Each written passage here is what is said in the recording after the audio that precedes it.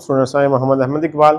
आज हम डिस्कस करने वाले हैं क्लास 10 के चैप्टर 16 बेसिक इलेक्ट्रॉनिक्स को। तो आज हम डिस्कस करने वाले हैं इसके रिव्यू क्वेश्चंस को। सबसे पहला क्वेश्चन है हमारे पास 16.1 है, describe using one simple diagram. हमने एक सिंपल डायग्राम को यूज करना है इन ईच केस, हर एक केस में। व्हाट हैपेंस, क्या होता है when a narrow beam of electron is displayed is passed through a uniform electric field. यानी कि हमने क्या करना है कि बताना है डायग्राम की मदद से कि जब क्या होगा कि जब एक इलेक्ट्रिक फील्ड में से एक इलेक्ट्रॉन की बीम क्या होगी, गुजरेगी या यूनिफॉर्म इलेक्ट्रिक फील्ड से गुजरेगी। सेकंड पार्ट क्या है इसका, यूनिफॉर्म मैग्नेटिक फील्ड हमारे पास जब क्या गुजरेगी कि यूनिफॉर्म मैग्नेटिक फील्ड से गुजरेगी। फर्स्ट कंडीशन में हमारे पास क्या है कि जो इलेक्ट्रॉन बीम एक यूनिफॉर्म इलेक्ट्रिक फील्ड से गुजरेगी। सेकंड कंडीशन क्या है कि यूनिफॉर्म मैग्नेटिक फील्ड से गुजरेगी। और what do these result indicates about the charge on electron, तो ये इलेक्ट्रॉन के ऊपर चार्ज के बारे में क्या इंडिकेट करते हैं। हम देखते हैं कि हमारे पास क्या है कि the beam of electron will bend toward the positive plate in the electric field. जो बीम ऑफ इलेक्ट्रॉन है वो हमारे पास कहाँ पे बेंड हो जाएगी, पॉजिटिव प्लेट की तरफ होगी। यानी कि हमारे पास क्या आ रही है, एक बीम ऑफ इलेक्ट्रॉन आ रही है, तो वो क्या हो जाएगी, पॉजिटिव प्लेट की तरफ क्या हो जाएगी, बेंड हो जाएगी। किसमें, इलेक्ट्रिक फील्ड में हमारे पास हो जाएगी। या फिर हम यूँ कह लें, यहाँ पे हमारे पास यूँ बेंड हो जाएगी, पॉजिटिव प्लेट की तरफ होगी। अब हमें मालूम है कि क्या होगा कि कोई भी चार्ज क्या होगा, ऑपोजिट चार्ज एक दूसरे को क्या करते हैं, अट्रैक्ट करते हैं। तो ये किस तरफ बेंड हो रही है, ये पॉजिटिव प्लेट की तरफ बेंड हो रही है। तो पॉजिटिव प्लेट की तरफ बेंड हो रही है, इसका मतलब ये है कि ऑपोजिट चार्ज है इसके ऊपर। अगर इस प्लेट के ऊपर पॉजिटिव चार्ज है तो इस बीम के ऊपर कौन सा चार्ज होगा, नेगेटिव चार्ज होगा। तो ये हमें बता रहा होगा, इसका रिजल्ट क्या निकला है कि जो इलेक्ट्रॉन बीम है इनके ऊपर कौन सा चार्ज है, इलेक्ट्रॉन के ऊपर नेगेटिव चार्ज है। इसी तरह हमारे पास है सेकंड कंडीशन में हमारे पास आ जाएगा, beam of electrons will bend perpendicular in the magnetic field.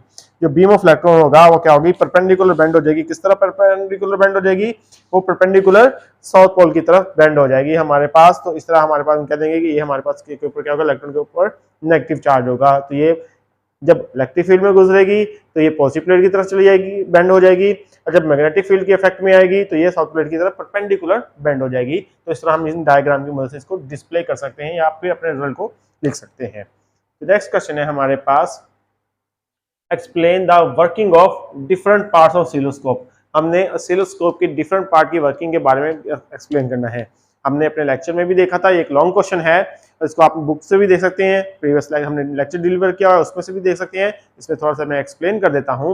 Oscilloscope क्या होता है कि यहाँ पे एक बैटरी सप्लाई की जाती है एक कैथोड को, जो क्या जिसको हमने क्या किया जाता है कि इसको करंट पास करवा के हाई रेजिस्टेंस की वजह से इसको क्या किया जाता है, हीट अप किया जाता है। जब हीट अप किया जाता है इस कैथोड को, तो वहां से क्या निकलते हैं, इलेक्ट्रॉन निकलते हैं, जो कहाँ से गुजरते हैं, दो एनोड से गुजरते हैं, एनोड के स्मॉल पास से गुजरते हैं। तो जब वो एनोड के स्मॉल पास से गुजरते हैं तो वो क्या हो जाते हैं, पहले ग्रिड से गुजरते हैं, ग्रिड से गुजरने के बाद वो क्या हो जाते हैं, आगे की तरफ जाते हैं इलेक्ट्रॉन। आगे की तरफ जाने के बाद एनोड से गुजरते हैं, एनोड से क्या होते हैं, बीम की फॉर्म में बाहर निकल रहे होते हैं। फिर आ जाती हैं आगे दो प्लेट्स आ जाती हैं, एक एक्स प्लेट्स आ जाती हैं और दो वाई प्लेट्स आ जाती हैं। एक्स प्लेट जो होती हैं वो क्या होती हैं कि अलोंग एक्स एक्सिस मूव करवाती हैं, इसको बेंड करवाती हैं हमारे पास बीम को। और वाई प्लेट्स क्या होती हैं, अलोंग वाई एक्सिस बेंड करवाती हैं बीम को। फिर आगे आ जाती है एक फ्लोरेसेंट स्क्रीन आ जाती है। फ्लोरेसेंट स्क्रीन के ऊपर क्या लगा होता है, फास्फोरस लगा होता है। फास्फोरस क्या होता है, एल्यूमिनियम मटेरियल होता है। जब इसके ऊपर इलेक्ट्रॉन बीम पड़ती है तो वो क्या हो जाता है, चमकना शुरू हो जाता है। तो इस तरह ये क्या होता है, इसके डिफरेंट पार्ट्स हैं, इसकी वर्किंग हो रही होती है, ऑसिलोस्कोप वर्क कर रहा होता है। तो इसको आप लेक्चर में भी देख सकते हैं और बुक में भी देख सकते हैं। ये एक लॉन्ग क्वेश्चन है। नेक्स्ट क्वेश्चन है हमारे पास 16.3 है, name the uses of oscilloscope. हमने इसके यूजेस लिखने हैं ऑसिलोस्कोप के, ऑसिलोस्कोप कहाँ कहाँ यूज होती है। तो oscilloscope is used in many field of science. ये साइंस की बहुत सारी फील्ड में यूज होती है। कहाँ इस्तेमाल हो रही है, डिस्प्लेइंग वेव फॉर्म, यानी कि वेव फॉर्म को, किसी भी इनपुट सिग्नल के वेव फॉर्म को डिस्प्ले करने के लिए हम किसको यूज करते हैं, ऑसिलोस्कोप को यूज करते हैं। मेजरिंग वोल्टेज, वोल्टेज को मेजर करने के लिए भी यूज किया जाता है ऑसिलोस्कोप को। किसके लिए मेजर किया जाता है, वोल्टेज के, यानी पोटेंशियोमीटर के तौर पे भी इस्तेमाल किया जाता है इसको। तो हमारे पास नेक्स्ट है कि रेंज फाइंडिंग इन रडार, यानी कि ये क्या होता है कि रेंज फाइंडिंग, रेंज को फाइंड करने के लिए होता है कहाँ पे, रडार में। रडार में क्या होता है, रेडियो वेव्स भेजी जाती हैं, फिर इसको रेंज को फाइंड किया जाता है। इसमें रडार सिस्टम में भी ये क्या इस्तेमाल होती है, ऑसिलोस्कोप इस्तेमाल की जाती है। नेक्स्ट आ जाए हमारे पास इको साउंडिंग आ गई है। इको साउंडिंग में क्या होता है, to find the depth of sounds. Sound waves भेजी जाती हैं, फिर इनको वापस आती हैं वो बैंड होके टकरा के, तो उससे फिर क्या आता है, किसकी मदद से, इसको वेव ग्राफ की मदद से, इसको ऑसिलोस्कोप की मदद से हम क्या करते हैं, मेजर कर सकते हैं। तो इस तरह हम इसकी सी की डेप्थ को या बेड्स को, सॉरी यहाँ पे बेड्स आएगा, यहाँ पे बेड्स नहीं आएगा, तो बेड्स को सी बेड्स को मेजर कर सकते हैं कि सी की समुद्र की गहराई कितनी है। इकोसिस्टम में भी इस्तेमाल होता है, इको साउंडिंग में भी इस्तेमाल की जाती है ऑसिलोस्कोप।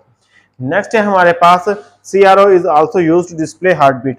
हार्ट बीट की डिस्प्ले को भी करने इस्तेमाल की जाती है, यानी कि ये जो ECG में हमारे पास इस्तेमाल होती है वो क्या आती है, किस्म की एक ऑसिलोस्कोपी होती है। तो CRO वहाँ पे भी इस्तेमाल की जाती है हार्ट बीट को यूज कर, हार्ट बीट को डिस्प्ले करने के लिए। ये थे हमारे पास आज के क्वेश्चंस। आई होप आपको समझ आई होगी। आज के लिए इतना काफ़ी है। अल्लाह हाफिज़।